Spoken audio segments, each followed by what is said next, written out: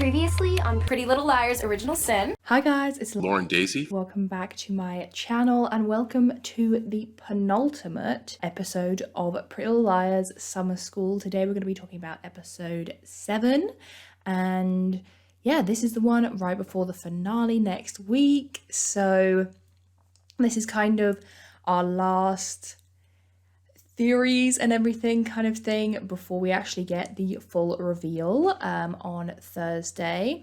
So I will be doing the live stream that I talked about. I've not had a live stream before, so I'm a little bit nervous. Please come to it. And there's going to be a post on my community tab about like the timings and everything like that. So we'll be talking all about the finale and like watching it together. So I think it'll be really fun.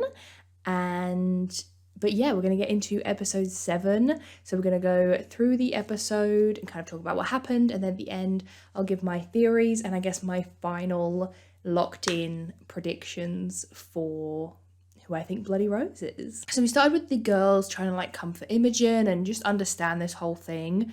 And Tabby suggests maybe it was someone in a mask, and Farron says maybe it's just someone that looks like Davy, you know. Like, they definitely would not in the It's Davy boat, as I feel like a good amount of us fans also weren't. I was adamant it was not actually going to be Davy, for sure.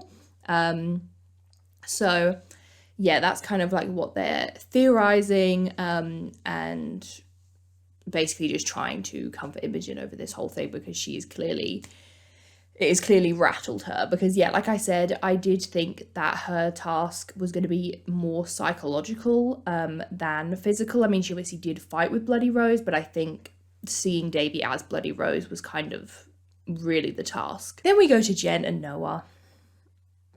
And Jen is like, you know, I'm sorry I bling ringed your boyfriend's house. And like, it's like, ma'am.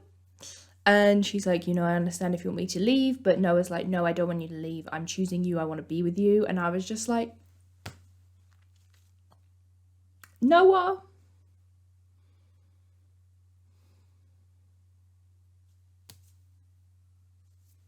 Why? And she says that they have to do it right though. And it's like, are you serious? Like now you're getting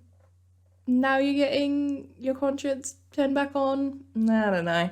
And says that she's going to go and break up with Sean. Then Greg goes over to Farron's house to make sure that she's okay after everything that went down at Redemption House. And they end up kissing. I love it, okay? I love it and I don't care. Farron and Greg, the chemistry is there. The chemistry is off the charts. And I'm here for it. Then at summer school the next day, the girls kind of debate over who Bloody Rose could actually be. They talk about Mrs. Langsbury and Kelly and Mrs. Beasley and Dr. Sullivan and the real like Rose Waters. Each girl kind of has who they think is Bloody Rose. And because Imogen believes that it is Dr. Sullivan, she leaves her this like fake voice message, basically voicemail, saying that she's had a like spiral and she needs to talk to her immediately ASAP. And it was like, the acting was so good. Like the way that she just flipped from being like hysterical, crying to just like, honestly, it was kind of giving, you know, when they would always say that Aria was the best liar and they made her like lie to Ashley. Or like Alison before, I feel like has done that where she's like seemed like upset about something and then she actually like smiles afterwards, or like the other way around. So I don't know, it just felt very like reminiscent of that. So Farron then decides she's going to go and see Kelly and warn her about Bloody Rose, and Kelly's not that happy to see her, and she's like, you know, after the prank, Pastor Malachi got scared and he shut down Redemption House and he left a message for Mama, or whatever she calls her, like saying that he's leaving, which is obviously interesting because we know that he was killed by Bloody Rose. And I wonder if when she says like left a message, if it means like he left a note, or if Mrs. Beasley actually spoke to him on the phone. because if she actually like spoke to him on the phone, it'd be very much like Scream vibes, like Scream 3 when they had the voice changer. Or if it means that like, yeah, he just left a text or something like that. Because I think the answer to that question would definitely change the way that I thought the Bloody Rose was like operating, if that makes sense. So Farron tells her about Bloody Rose and says, look, just look out for if you get any weird calls or any red roses, because that's kind of Bloody Rose's like calling card. And she's like, I think it could be your mum or maybe Sandy. And obviously Kelly is not convinced by either of these, but she's like, sure, whatever. And then at the Orpheum, Tabby asks Christian, and you could see with Mouse, Noah and Farron in the classroom when they were talking about masks and stuff, they were kind of like, so should we talk about Christian and the fact that he makes masks? And Tabby's like, yes. And you think she's going to be like, I acknowledge that this is weird, but she's like, I will ask him for his expertise. So obviously, because she's really into him, she's not seeing him as suspicious, whereas I think the other girls are. And I think, well, not Imogen, but I think maybe in the like finale, they might start kind of like pointing the fingers at him, which then might create a rift in the group with Tabby, because obviously she really likes him. But anyway, she asks him about making real life masks, and he says he's not really into that because it's not very creative. And anyone with a 3D printer can just make one, so it's kind of boring for him. So we know that it's not exactly hard, which honestly isn't shocking, because obviously Alex Drake and Mary Drake and Archer were like able to make them in season 7, and they weren't exactly, you know, special effects artists. So someone with a 3D printer could just make one. I don't want to give away my like things for the end, but that kind of seems like something Wes might be able to do. I'm not gonna lie. So then Wes actually shows up and reveals that he has quit, which is kind of interesting because, and he's like, oh, I'm moving to LA, like maybe I'll finally be able to make my movie. And I was like, I feel like you're already making it, babes. I feel like you're already making it. And he apologizes for like how he treated them and says that they're now like co-managers. And I don't know, I thought it was like interesting because when they went to go and visit his apartment like a couple days ago, it was already empty. So are we supposed to believe that like he had already moved out even though he says he's moving tomorrow? I don't know. Felt a bit suspect. And then we had the scene when Noah breaks up with Sean. And honestly, I found this also, ignore my nails. If you could see like the paint and stuff on them, I was painting my Eras Tour nails. I think I'll probably post like a YouTube short about that and like how I made them and stuff. But yeah, that's why I'm like covered in like splattered nail polish. Anyway, and yeah, we have the scene where Noah breaks up with Sean, and honestly, it was heartbreaking. I thought it was so sad. Not for Noah. No. Noah was crying, but I was literally like, my sympathy was nowhere for Noah. But for Sean, because for him, this is so out of the blue, and he has said so many times how much he loves Noah and wants to be with her and would choose her over his family. And then they go on a run, and she's just like, we shouldn't be together anymore. Like, it's just different between us, don't you think? And he's probably like, no. Like, what are you talking about? And the fact that she said, nothing's going on, honest. She said honest. I was like, that is crazy. That is a crazy statement to make right now. Like, wild. So then Kelly calls Sandy's mom and like, he's like, you know, where's Sandy? And her mom's basically like, what are you talking about? She's in Millwood with you. Like, they just did Redemption House. She texts me every night. Like, so Kelly's like, oh, yeah, you're so right. Oopsie. And she says that they're like visiting, Kelly says, like it's a lie, it's kind of like a cover up. Oh, we're just visiting relatives in Rosewood, so I hadn't like heard from her. And I'm not sure if that's just like obviously an excuse she made for Sandy's mum on the phone, or if at some point that will come back. Like obviously we heard that Greg has his cousins with Kevin from Riverdale. So I wonder like who the Beasleys could be related to. Like, who's someone we don't really know anything about their family? Like, they could be related to the De Laurentises, not through Jessica, but through Kenneth, because we don't know anything about Kenneth, I'm pretty sure. So it's quite plausible that Kenneth's sister could be Mrs. Beasley, because her name wouldn't be De Laurentiis anymore, because obviously it's Beasley because she married Kelly and Karen's dad. Who else? Relatives in Rosewood. But then Kenneth doesn't live in Rosewood anymore, I don't think.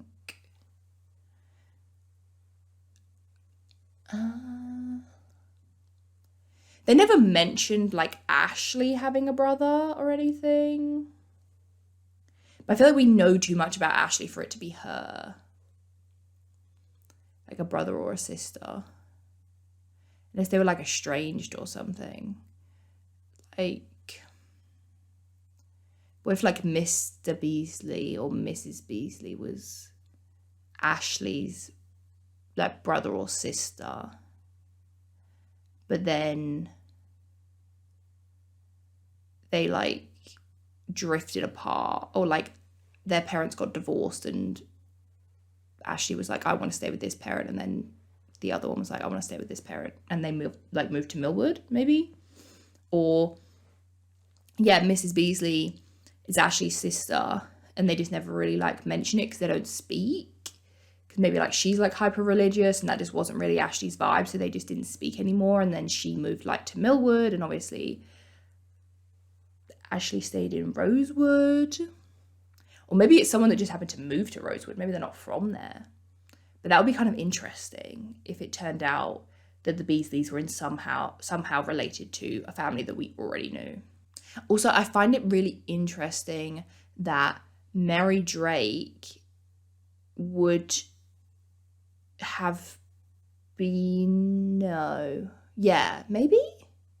Mary Drake could have been in Radley at the same time as Rose Waters. That I find interesting. Also, like Marion Kavanaugh would have been in Radley at the same time as Rose, as would Mona, as would Spencer, because Rose was in there up until Radley became a hotel.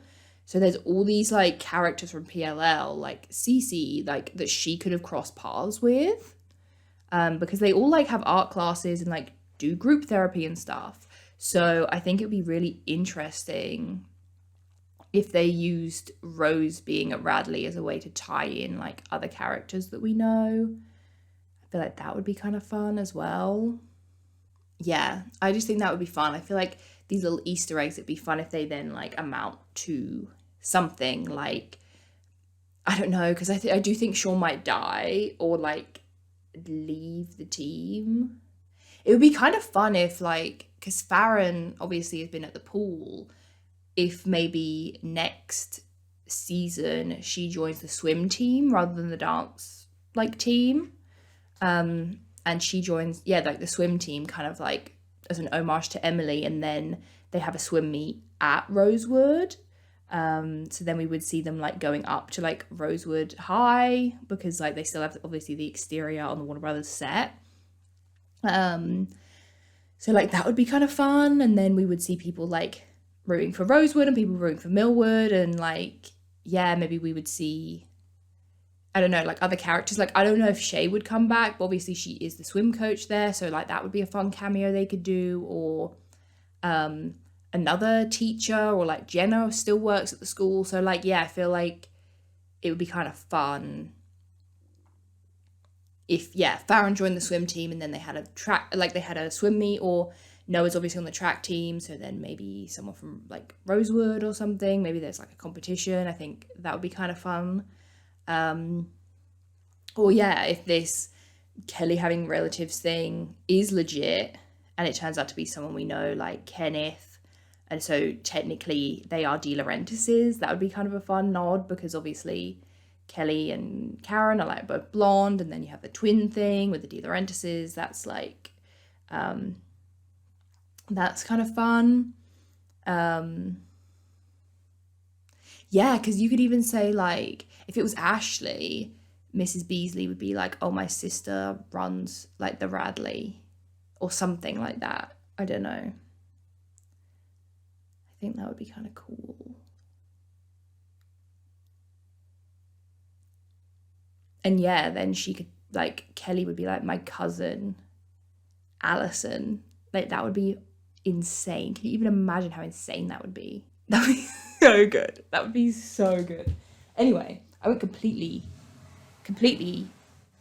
yeah.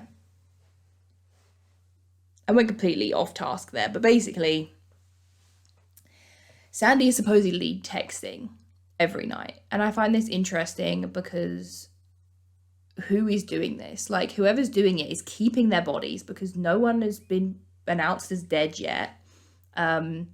And no one's like been announced as like missing really either. I think maybe the 2 teens. But it seems like Bloody Rose and whoever's working with them is creating these like elaborate ways to make sure that their crimes don't get figured out yet.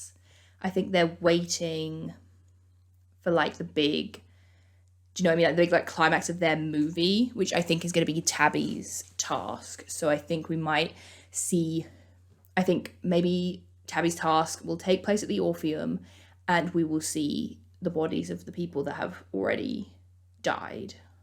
Coach Rhodes then tells Farron that String Bean, the like tall, annoying guy that she worked with at the pool, is accusing her of bullying and wrongful termination. So she should probably get a lawyer to help her with this. Then a guy comes into the Orpheum saying he's like a location scout, and the director he's working with wants to film a movie there, a horror movie, and who does he need to speak to about that? And obviously they say them, and they're kind of, Tabby's a bit suspicious. She's like, is this about the Millwood massacre? And he's like, I can't say. Then we go to Imogen's session with Dr. Sullivan, and honestly Bailey's acting in this was 10,000 out of 10, because she is like, you know, crying and telling Dr. Sullivan everything, and then she's like, and I think Bloody Rose is you. Gagged. So good. So good. And Dr. Sullivan gives us her kind of little backstory and says that she had a son called Sebastian, which I'm glad they finally reference the fact that she had a son, because I was literally going crazy being like, are they just rewriting history here? She definitely had a son in PLL. And his name was Sebastian, and when she was treating Rose at the Radley, Rose had mentioned this boy in a cage. So Dr. Sullivan went to the Waters house in Millwood to go and check it out, and Archie was there and basically scared her. And she always felt from that point on that he was like following her, and, you know, kind of wanted revenge either for not helping him or for not helping his mum enough. And so he killed her son. She said that he was out on a run, and then he was stabbed. And like when they zoomed up from the body, like the tree branches were in like an A. I was like, crazy. And basically she believes that Archie killed her son, but the police said that it just seemed to be a random act of violence and never found out who did it, which obviously is not surprising because Rosewood police are utter shite. And so I think in the PLL timeline, we can assume that this happened in the time jump, because she said it was after the Radley shut down and was turned into a hotel. So that puts us like somewhere in the time jump. And also that he was like 16, like around Imogen's age. So I think maybe we could assume he was only a couple years younger than the Liars, unless this happened like later on, because there is supposed to be like 5 years between the end of PLL and Original Sin, so maybe it happened in that kind of gap and he was a lot younger, like when we heard about him in season 2 maybe. So yeah, she says basically, this is my connection to your case, this is why I wanted to work with you guys. I think he killed my son, and, you know, if maybe I'd called the police sooner or helped him or something, I could have prevented not only my son's death, but also all the deaths of everyone in Millwood and what's happening to you girls now. And it's still so wild to me that, like, she is like, this is my big connection to you guys, and just never, ever brings up, oh, I also treated a group of 4 teenagers who were stalked by someone called A. By the way, I did that as well. Like, how is she not bringing that up? So Kelly goes into her garden and Mrs. Beasley is in there. She's tending to the... So she's like surrounded by red roses and Kelly is like, oh, Jesus Christ. And she's like, you know, who said that Sandy was in the Cape or something? I can't remember. And she's like, oh yeah, I think it was her mum that called, but Pastor Malachi took that call. So there's not really any way for us to kind of track who is like talking to people on the phone and stuff, because it's all kind of different people that have heard whoever this person is, or if it's just a text or whatever. And Mrs. Beasley asked Karen if she'd like to visit, and then Mrs. Beasley asked Kelly if she'd like to visit Karen's grave tomorrow, and she's like, yeah, sure, Mum, let's do it. So then at the pawn shop where Mouse works, a dad comes in with his son, who has done the whole Bloody Rose business because he has a big bandage on his forehead. And he sells Mouse the laptop. He's like, I just want to get rid of this thing. Like, it's messing with my son. And so Mouse, like, takes it and is looking through Spooky Spaghetti on it, which I don't really know why. But anyway. And when she looks at the posts on Spooky Spaghetti, it says that the reckoning is coming, and if Archie is going to die, there needs to be a blood atonement for that. And she tells Ash that she feels like because she started the Cody Rhodes? Oh gosh, because I watched Clash of the Castle yesterday. The Bloody Rose mythology, that she's the one that needs to finish it. So she makes a video pretending to be Angela Waters. It's like her face is blurred, but she's got the dress on from the night that she died. And she's saying how, you know, Rose, I've been reunited with Rose now, and that Archie's going to join us soon, obviously like when he's executed. So they're going to be a family again, and basically you guys should not, like, no more blood should be spilled for us. Like, you guys have done everything perfectly. Like, that's enough, basically. And Farron calls Corey, her mom, and gets like legal advice from her. And it's really sweet actually, because Corey is like, you are like strong and brave and can handle this, which we like to see because Corey was a pretty terrible mom in the first season. So it's nice to see that she is supporting Farron this season. And then Sean is working out and just thinking everything over, and it clicks for him that Jen is what came between him and Noah. This whole storyline infuriates me so much. I can't even tell you. Then Tabby is with Christian and sees online that the horror film that they're planning on making is about the Millwood Massacre, and it's going to be telling that whole story, and then it's going to be starring Sydney Sweeney and Emma Roberts. So obviously she's like, what the fuck? They've cast a white girl to be me.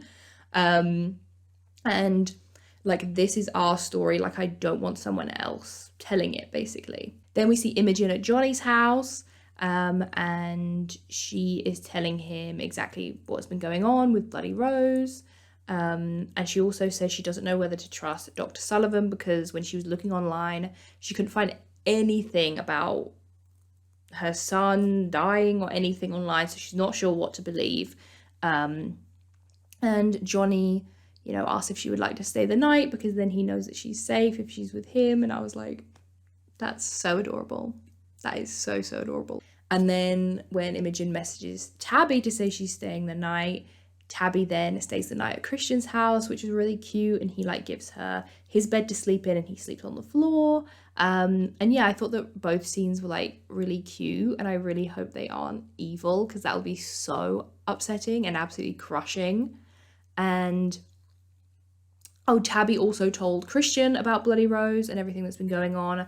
So I do think in the finale we're now going to have like a proper unit, whereas before, when it was Archie, it was literally just the 5 girls and like the mums, but they didn't really do much. So I feel like now we've got our 5 girls, and we've got Greg, Ash, Jen, I guess, and Johnny and Christian. So they've got a bit more. I mean, Farron hasn't told Greg about Bloody Rose yet, but he was kind of there for Archie, so I feel like he's an easy one to bring into the fold.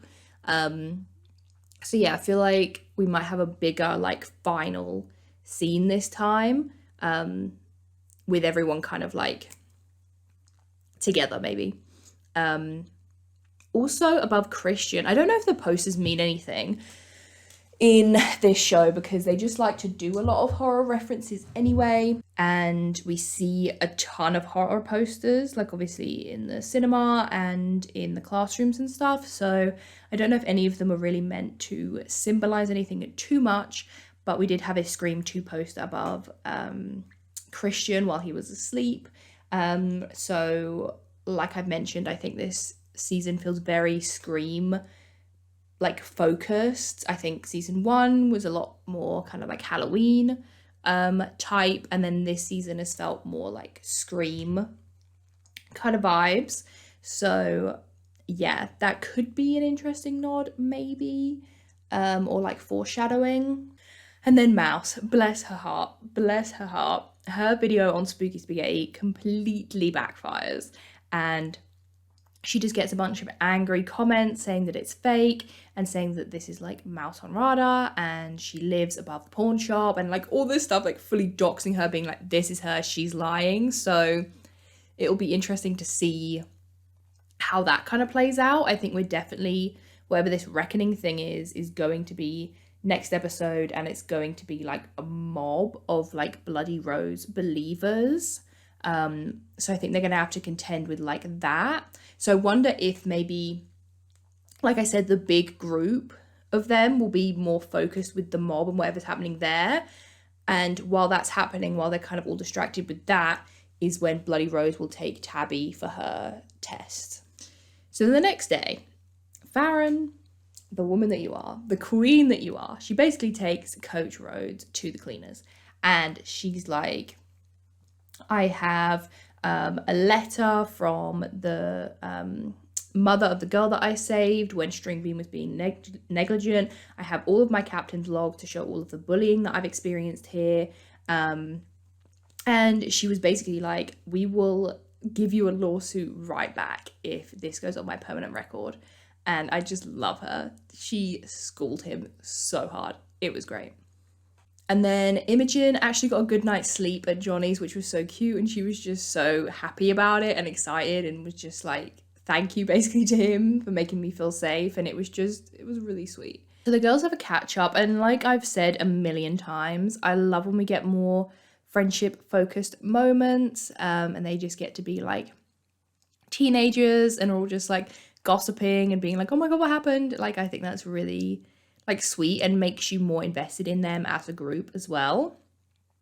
And Tabby says that her and Christian held hands until they fell asleep, which was sweet. Also, Noah's outfit was 10 out of 10. Loved it. I mean, all of the clothes this season have been 10 out of 10, but I was like, this look, she is slaying. I might be angry at you right now, but I can't deny that slay the slay. And Noah tells them that she broke up with Sean and she wants to make a real go of it with Jen. And Imogen tells them everything about Dr. Sullivan. And basically just a huge catch up. And Mouse confesses like what happened with her video and that she thinks it's backfiring.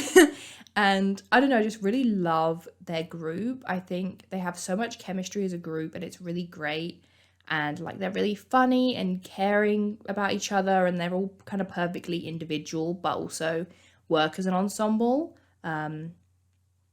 And yeah, I just really loved this scene. I thought it just felt really authentic. So Dr. Sullivan decides that she's going to try and prove to Imogen that her story is real. So she takes her to the graveyard to her son Sebastian's grave. And Imogen is like, you know, do you want a moment? Imogen's such a cutie. She's like, do you want a moment? Like I can go and have a visit with my mum. And Dr. Sullivan's like, yeah, if you wouldn't mind. So she, you know, toddles off. Also, this is a side note, but Dr. Sullivan was like, my son died in Rosewood, but I decided to bury him in Millwood because that's where like my family is.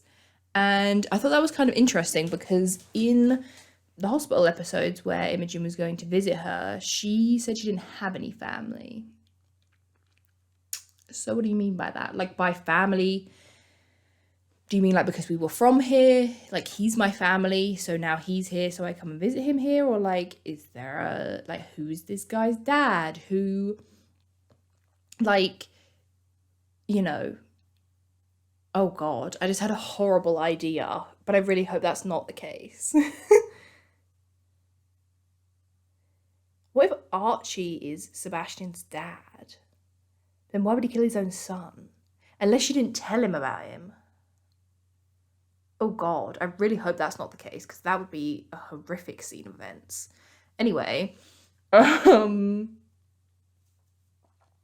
yeah. Anyway, so anyway, at the graveyard as well, Kelly and Mrs. Beasley go to visit Karen's grave, and Mrs. Beasley puts like red roses down. Karen, bloody rose. And Kelly asks her, you know, who do you blame for Karen's death?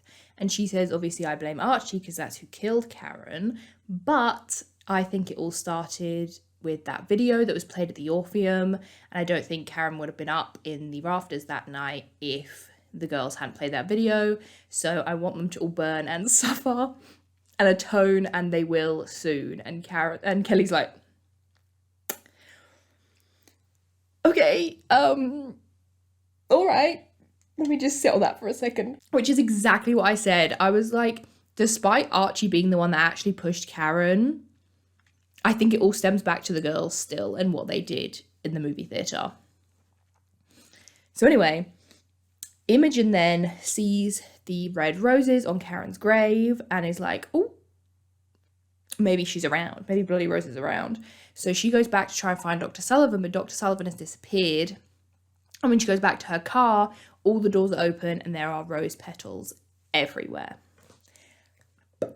Dr. Sullivan cannot catch a break. Like, in the original PLL, she was kidnapped by A, and now in the new PLL, she's also being kidnapped. This poor woman, you'd think she would have her wits about her a bit more. So Tabby tells Christian that she's going to make her own Millwood Massacre horror movie this summer, so that she can tell her story and the girl's story in the exact way that they want to, and kind of reclaim it, which I thought was really cool. And I really loved that idea. And he's like, you know, maybe we should just get out of Millwood, since your test seems to be next. And she says that she can't leave her girls and that Bloody Rose would probably just follow her anyway. So Mouse then gets her computer teacher from season 1, Mr. G, to look at Spooky Spaghetti, and he says, you know, it could take me a couple days, but I think if I can find the server, like where it's being hosted, I can take it down from there. So she's obviously like, yes, please do that immediately. Mr. G is like the new Caleb. It's like any kind of like techno boy toy. So Kelly then tricks Mrs. Beasley into going into the like prayer cupboard thing, and locks her in there and calls Farron and is like, look, I need to get out of here. I think you might be right about my mom. Like, meet me at the pool. And Farron doesn't see Kelly's calls right away because she's on a date with Greg. And she tells Greg that she actually quit the pool because, you know, she realised that she didn't need to be a lifeguard in order to be a lifesaver, which I thought was really cute. And I like them, okay? I like them. And this, to me, is not the same as, like, Noah, Sean, Jen. Absolutely not. I saw that comparison online, like, people being like, oh, no one's hating on Farron for dating Greg, but they are. Like, babes, that is not the same thing. And then, speaking of that horrific trio, this scene, oh gosh, this scene I think is the angriest I've been all season. It was awful. It was genuinely awful. So Noah comes home and Jen's there all shook.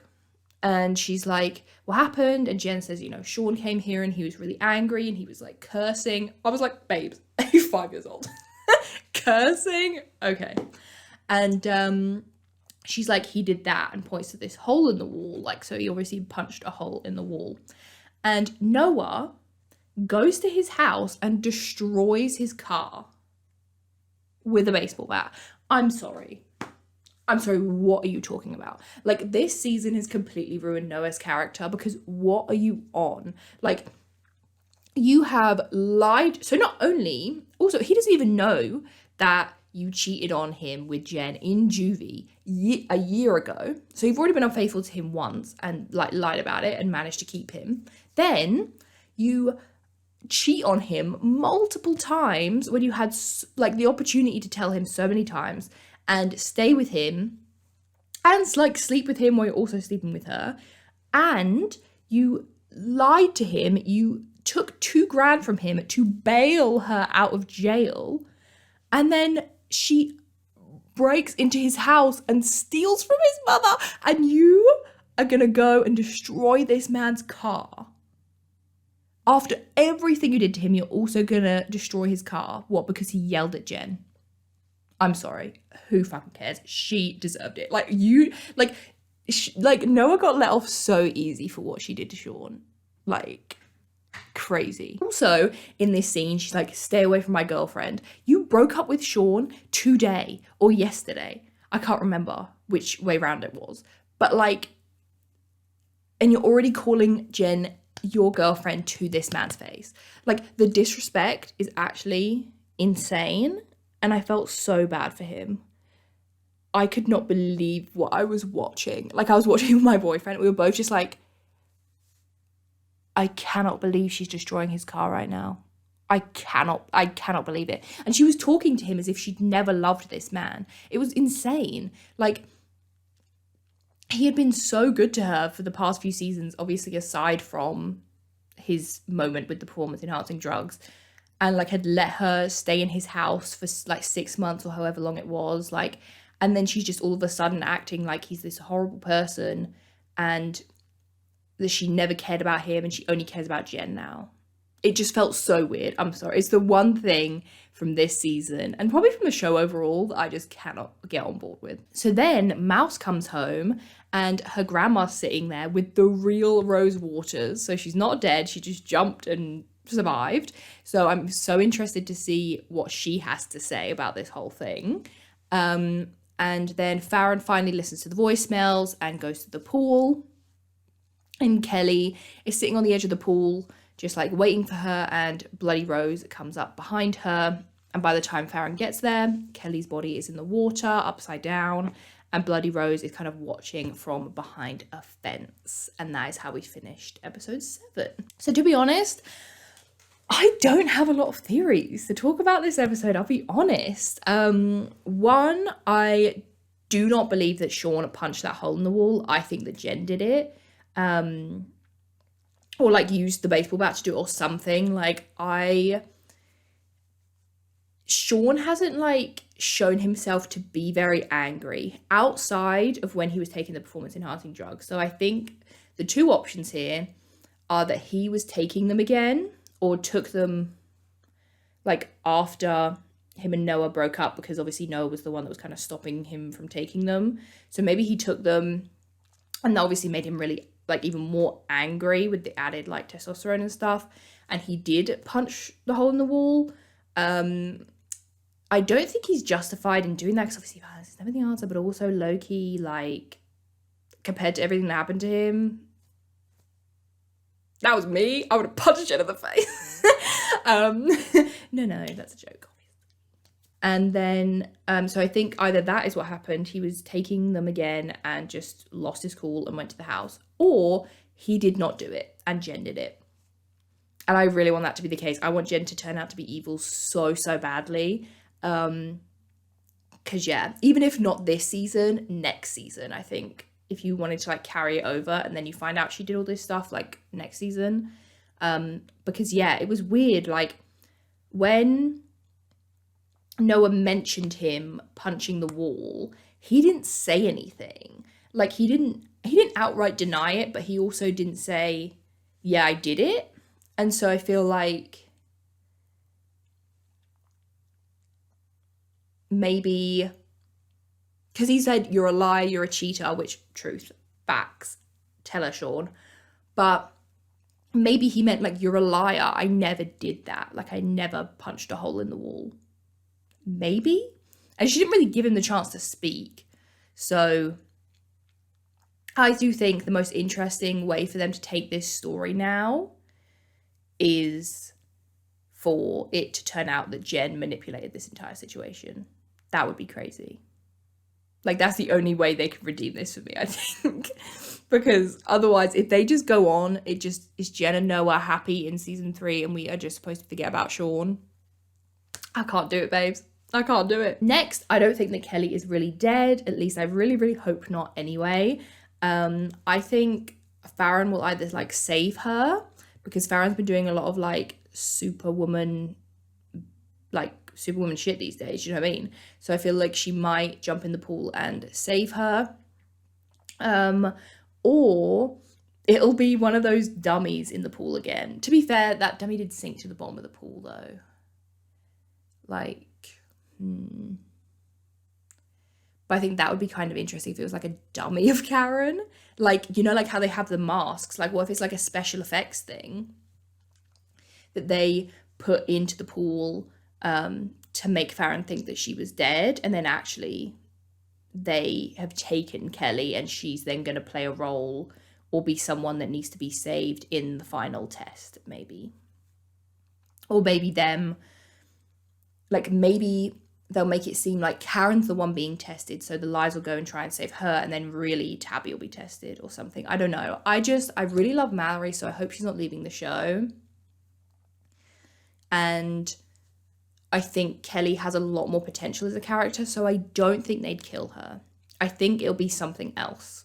Either Farron will save her, or it'll be part of the bigger Bloody Rose plot. Or can you imagine if... Okay, walk with me here for a second. So like I've been saying, right, that I think Karen is still alive and is Bloody Rose, and maybe has swapped with Kelly on occasion, like that scene in the car. What if they took Kelly, right? This is so crazy and convoluted. But what if in this scene they kidnapped Kelly and took her, and then Karen got dressed in Kelly's clothes and is the one in the pool? Like, what if she's just lying there in the pool, and then Farron's gonna like save her and be like, oh my god, Kelly, and she's gonna be like, oh my god, like, but it's actually gonna be Karen. And now Karen is like integrated in, like she'll go and she'll like, Farron will probably take her to the other liars so she can tell them what happened, and they won't realize that it's actually Karen and not Kelly, and she'll have fully like integrated herself in order to get like the final revenge. And then like during Tabby's test or something, they'll reveal Kelly and she'll be like, Kelly, what are you doing here? Like, or the girls will see her and then they'll be like, what the fuck? Like, who are we just with? Like, and then it'll be revealed that it's Karen. I want it to be Karen so badly. I can't even tell you. And I feel like this story eats. I feel like it eats. So a viewer of mine, hi Tim, if you're watching, messaged me on Instagram, and he was so sweet. His name, let me get his actual username up. He's like a celebrity makeup artist, which was so sick. I was like, that's crazy that you watch my videos. Tim McKay, that was his name. And he basically messaged and was like, you know, like, love your videos and stuff. And he told me that he did makeup for Antonio, who plays Johnny, and that he was a really lovely guy. So there's your little fun fact for the day. But anyway, we were kind of like talking about the previous episodes, and he mentioned, what if like Karen is alive, like you said, and she was the one in the bed pretending to have like taken her own life, like during Redemption House, and that wasn't actually Kelly. And I was like, that's such a good idea, because if it was actually Karen in the bed, like doing the acting and everything, it would make sense why it seemed like such a 180 for Kelly. Like, it seemed so not like so out of character for her that I feel like it just didn't make sense, because she was the one that was concerned about Redemption House hurting people's feelings and trying to assure the girls that it was for good. And I just feel like, would Kelly have really encouraged Imogen to come to this thing, knowing that she was going to be lying in her mum's bed doing that? So what if that wasn't Kelly, that was Karen, Because if Karen does have this limp, right, the Bloody Rose supposedly has, if that's even a thing, I feel like sometimes it's there, sometimes it's not. But then you wouldn't be able to tell because Karen was lying down, right? And yeah, it just felt super out of character for Kelly, but it wouldn't feel super out of character for Karen to do. So. And I also feel like when Imogen confronted Kelly, she didn't have a lot to say. Like, she seemed kind of surprised. So maybe she didn't even know about it. And yeah, like this episode, she's already had a change of heart about her mum and the church, like, and wants to talk to Farron and work things out. And I just feel like if she was that deep in that she was acting out this horrific thing, it wouldn't be that easy to pull her out. Do you know what I mean? And she never talked about playing this role either. So, yeah, I don't know. I'm telling you. Then I wonder if Wes will be used as like a pawn in Tabby's test, like getting her to save him and like go through this whole ordeal to save him. But then it's actually fake and he reveals that he's evil and working with Bloody Rose instead. Okay. Because I feel like that would be so Scream vibes. Like that would be so Ghostface vibes. Like Billy's like kind of reveal where she thought he was dead and then he was like hi, and she like saw him and was like, oh my god, like my boyfriend, and then he turned out to be the killer. Or like Richie and Amber where they thought, oh my god, it's fine, like we know these people, like it's fine, these are good people, and then they turn out to be the killer.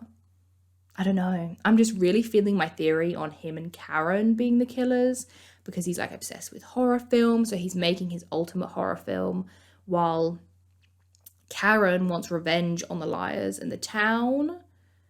And I feel like maybe Tabby's task, like her test, will be kind of like life imitating art, and where her movie, like Jaws in a movie theatre, becomes her reality, or like becomes the reality of other characters or something. I feel like that would be really interesting. Also, this is a side note. I would love, love, love if next season or like, I don't know, another season or whenever, if we had an A that was like, you know how you get copycat killers, right? That are inspired by other serial killers and what they've done. They try to recreate things exactly with their MO.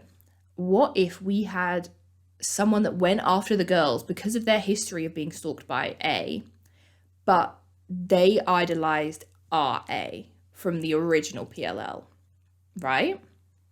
Like, if that A took inspiration from the OG liars and like read everything there was to read about Mona, and, well, to be fair, Mona might not be in there because she's a minor, but like Charlotte and Alex Drake, and like just read and was obsessed with A and was like, these girls kind of mirror the OG liars and were also attacked by A, and then they go after them and use RA as inspiration. I hope that makes sense because I feel like it sounds so convoluted.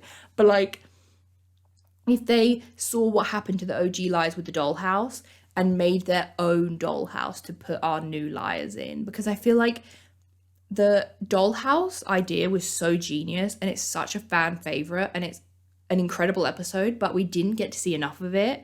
So I think it would be really fun if they kind of did a recreation of the dollhouse with our new liars, because it's just such a good idea.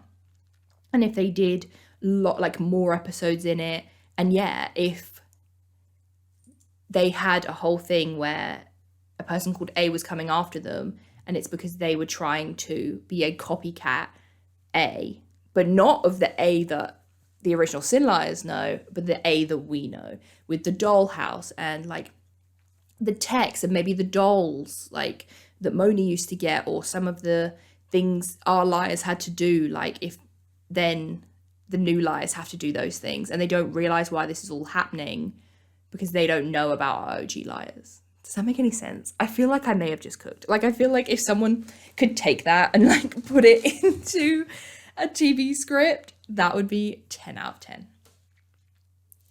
Pretty Little Liars writers, call me. Also, like, imagine if this is all triggered from Tabby's movie. Like, what if her movie comes out, not the Jaws in a movie theatre that we've already seen, but her one on the Millwood Massacre, right? Because in order to tell the story exactly how it happened, she has to depict all the girls getting these A-techs. And maybe her movie goes really, really viral or wins an award or something, or obviously because it's like set in Millwood, people from Rosewood might see it, and some of our lives might see it, or somebody that knows them and then would be like, oh my god, these girls were also stalked by A. And maybe the new A of like season 3 saw Tabby's movie, connected the dots with the original girls, and then that was what inspired them to be the new copycat A and kind of merge the two worlds and bring stuff from the OG liars, like the dollhouse. I guess I don't really know what would, like, yeah, like Mona faking her death, or like the girls going to jail, like all this crazy stuff that happened to them. If whatever part of that is public, A takes and puts our new liars in similar situations, especially the dollhouse. I want the dollhouse so bad, like to see how the set designers and the writers and everything would take that concept and bring it into like Original Sin summer school style. I think would be so cool, and I would love that. That would just be so sick. It would be so sick. So yeah, that's kind of it for my theories for this episode, to be honest. I want to hear everyone's down below. I think if I had to lock in like a final guess, I'm gonna go with Wes and Karen. Wes is making his, horror film that he's always wanted to make, and he is like in love with Karen. They met when he was working at the Orpheum, and she was obviously embarrassed by the girls in their video. She ran out crying, bumped into Wes, and then they started seeing each other. Karen, on the other hand, obviously was pushed by Archie, but she lived, but she was seriously like injured. And so Wes like took her in, has been hiding her. And then together they found out about this spooky spaghetti thing. They decided to take over the persona of Bloody Rose, and she has been killing people in order to kind of like cleanse the town, but also go after the liars. And so she's been testing them as revenge because she blames them for what happened to her, as like does Wes. And I feel like maybe Wes isn't as invested in that whole part of it, but he's more into like the horror aspect and is like in love with Karen and would do anything for her kind of vibe. So yeah, I think that's what I'm locking in as my final answer. Is Mrs. Beasley involved? I think maybe. I think it could go 50-50 with her. Either she is involved and she knows about it, or she doesn't know. I don't know. But yeah, that's what I'm going with. And I think it would be really cool. So let me know who your final guesses are. And I will see you guys hopefully for the live stream of the finale. We'll like kind of watch party that we'll be doing it together, which will be really fun. And I'll still put up my recap video obviously afterwards. So yeah, I will see you guys in my next video.